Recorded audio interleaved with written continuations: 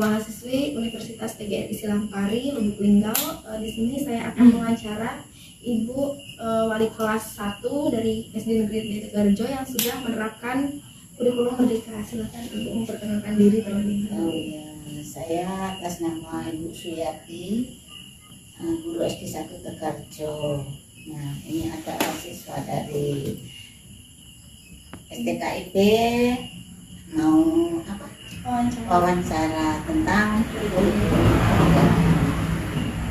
Apa yang mau ditanyakan? Yang pertama itu, apakah Ibu memahami tentang kurikulum Merdeka ini?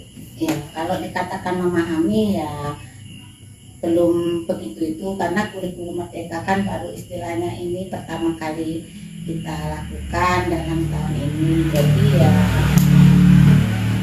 belum begitu menguasai lah pokoknya, yang tetapi sudah menerapkan. Baiklah, untuk pertanyaan yang kedua, bagaimana pandangan Ibu tentang kurikulum Merdeka? Kalau pandangan Ibu tentang kurikulum Merdeka ya untuk anak-anak yo kayaknya menyenangkan. Apakah ada perbedaan yang mendasar menurut Ibu antara kurikulum sebelumnya dengan kurikulum Merdeka ini? Ya jelas ada perbedaannya. Kalau kurikulum sebelumnya kan kita pakai kurikulum K13. Nah kalau kurikulum K13 itu perbedaannya dia pakai tema-tema, sedangkan yang kurikulum Merdeka kan hanya pakai PAP. Terus cara penerapannya pakai ID. Apakah menurut Ibu pergantian ini tidak terlalu cepat? Kesannya seperti ganti menteri, ganti kurikulum. Iya benar, terlalu cepat itu. Apakah sekolah Ibu telah menerapkan kurikulum Merdeka? Iya sudah menerapkan. Sejak kapan kurikulum Merdeka itu diterapkan seperti ini?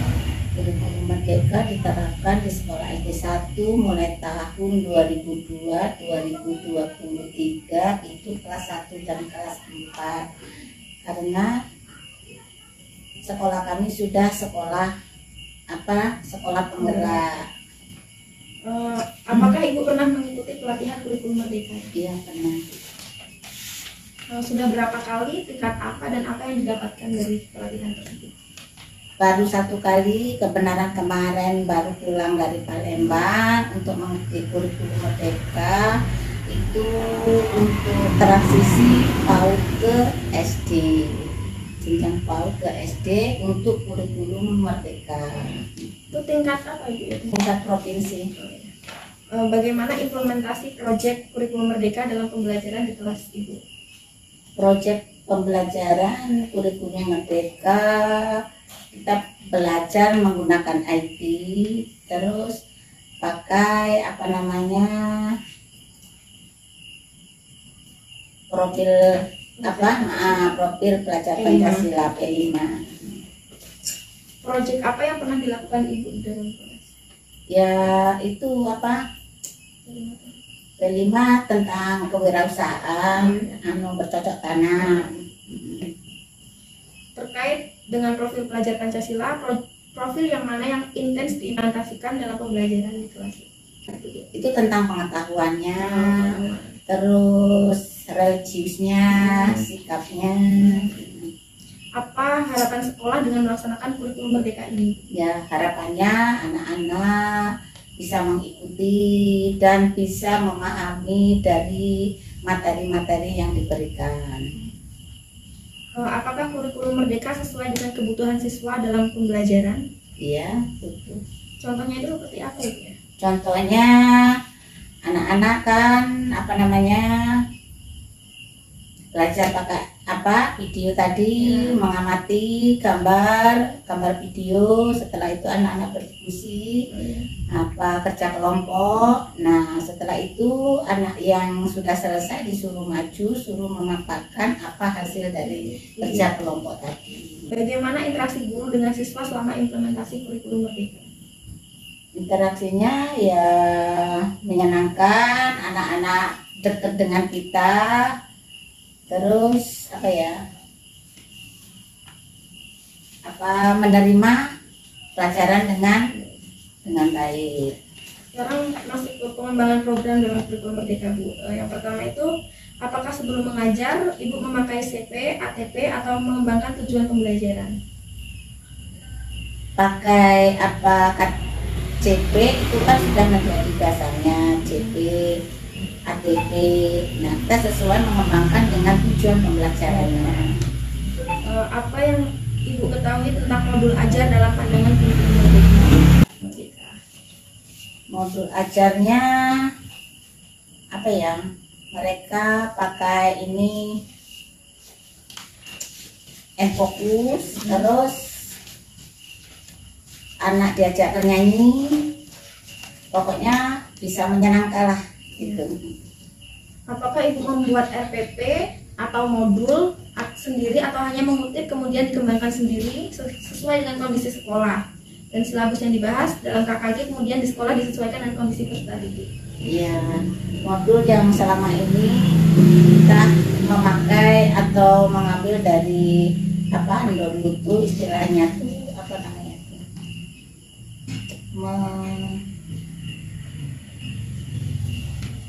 pokoknya kita ambilnya dari itu dulu, download dari internet, terus kita ambil yang sesuai dengan materi yang mau diajarkan. Bagaimana menurut Ibu memasukkan unsur literasi, scientific, HOTS, P5, keterampilan abad 21 di dalam modul yang Iya, kalau untuk literasinya untuk kelas 1 itu literasinya membaca. Kalau itu literasinya membaca dan numerasi yang diterapkan. Apakah Ibu menemui hambatan dalam pembuatan modul ini?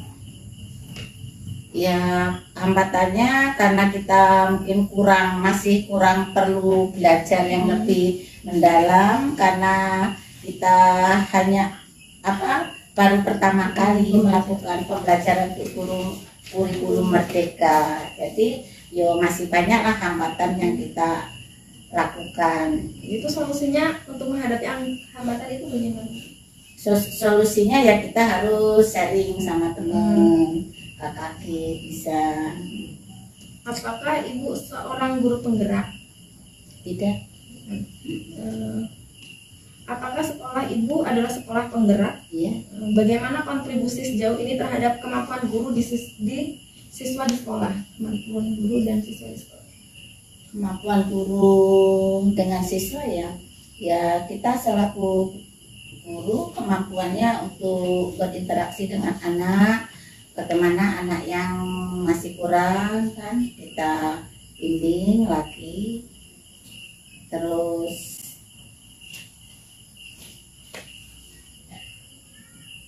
kemampuan guru dalam siswa ya kemampuannya itu tadi kita mengajarkan anak yang belum menguasai dengan materi-materi atau dengan anak yang masih kurang dalam, kalau kelas 1 itu kan masih belum bisa kan membaca apa-apa, jadi banyak kita lakukan dengan literasinya itu membaca.